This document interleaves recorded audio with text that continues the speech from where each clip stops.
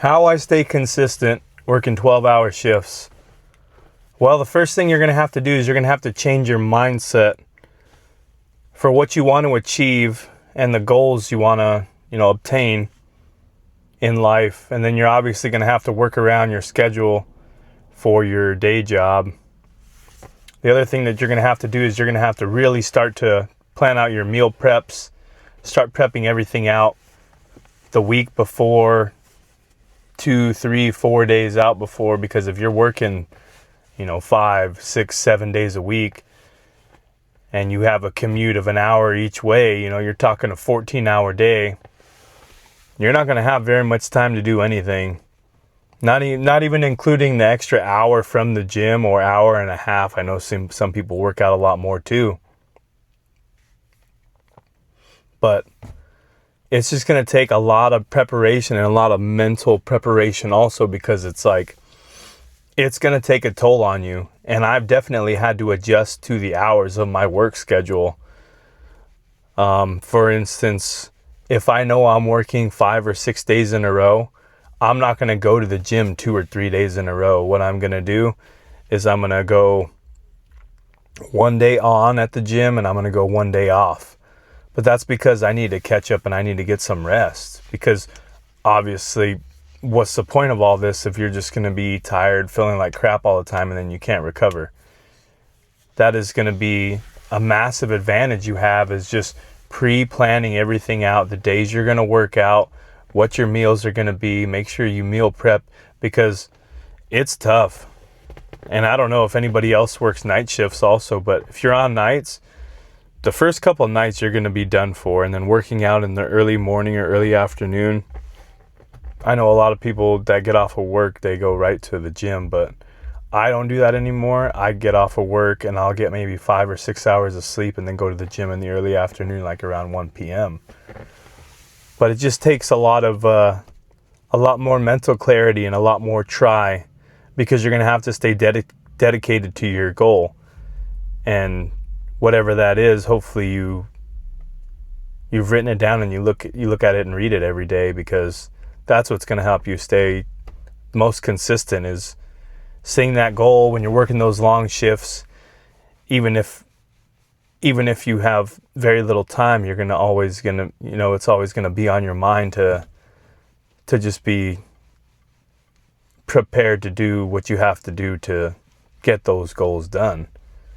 Now, when it comes to calorie counting and weighing your meals out, I don't always have time to meal prep, even though I try to. Luckily, we do have like a kitchen and a stove and an air fryer, and I do take a food scale to work. These are the things you're going to have to really sit and think about, and you're going to have to do. And not everybody's going to be up for that challenge, but not everybody's meant to walk this path. But I'm here to change my life, and I'm here to become the best version of myself. And that's just what I have to do. But it is going to start to inspire people. Like, I know there's a few guys at my work now that are inspired as well. They started tracking. They downloaded MyFitnessPal, and they're getting more serious than what they were, because they've asked me what I've done, since I've been on this journey since February now. Yeah, February 1st, I took pictures, and February 2nd, I started weighing myself and took all my measurements, and I've been doing that since then.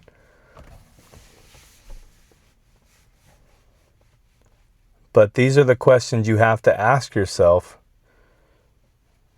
when you're tired and you don't want to go to the gym. You've worked a 12-hour day. You've made a 2-hour commute. This is what makes or breaks people. And we're not all meant to walk a certain path, and that's why a lot of people don't do this. Because they don't have the effort, because it's going to take a lot of effort. It's going to take a lot of time, and you're going to see the results from that time as it progresses through to the future. Now, I know the upside of this, because I've cut before, but I've never cut like this. I've never cut body fat this way before, but I'm starting to see the benefits of it now. And now that I am starting to see the end in sight, it just makes me more excited for what's going on and what I have to do. Because when you start to lean down and you start to see a little more definition in your body you haven't seen before, that gives you an edge, and that makes you push even harder. Now, you have to take your rest days seriously, and I do. And I try to get as much sleep as I can. Is it always enough? I'll be the first one to say, no, it's not. But I'm still here, and I'm still going to keep pushing. Because it's already been since February. Like I said before, it's been since February, and I'm going to keep going no matter how long this takes, because I am enjoying the process of this journey, and no matter how tired or depleted I am, or how much energy I have, I'm going to keep doing this. Even when I'm hungry, I've gotten to the point where I am starting to get the pains, the hunger pains, and I have slipped off of my meals a little bit, but I am getting locked back in right now. When you get to the point where your stomach starts hurting, you know you're doing something right. So it's like, okay, well, I'm on the right path. But like I said, this path's not meant for everybody, and it's gonna weed a lot of people out quick. The first 2-3 months, when people are starting to drop the body fat and they're starting to get more hungry than what they're used to, a lot of people are gonna quit. Don't be the quitter. Just keep going. Just keep doing it. Now, I want everybody to be successful at this. Is everybody going to be? No. But you can keep trying. And if you fall off the wagon and you mess up on your diet, or you didn't go to the gym for a week, or you got an injury, you can go back again. You can keep doing that. Now, it comes a point where you just start spinning your wheels. And you're just like, okay, I'm messing up on my diet, and now I didn't go to the gym for a month, this and this and this. Okay, different things happen. Now you're just making excuses. Just stay consistent and be prepared that it's going to take a lot longer than what you think, because it is. But like for me, I'm just a guy that wanted to push himself as much as I can. And I think everybody out there should do the same thing, and I know you can. And if you work the 10, the 12, the 14-hour days, you can still do that too. Trust me, it can be done. So if I hear people start making excuses, I just kind of tune out, because I know what I'm capable of, and I know what other people are capable of. We can all do this. We can all dial in and be the best versions of ourselves, even if we have to work long hours, even if we have families, even if we have pets, even if we have other responsibilities. You have to make your health a priority. That is your responsibility. So you are here for the people that love you. Your health is a huge aspect of your life. Now, nobody knows exactly when we're going to go. That's when God wants us, we go.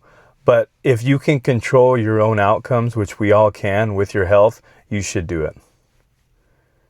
Anyways, guys, if you like this video, like, comment, subscribe. And like I said, if I can do this working 12-hour days, you can too. Thanks for watching. See you on the next one.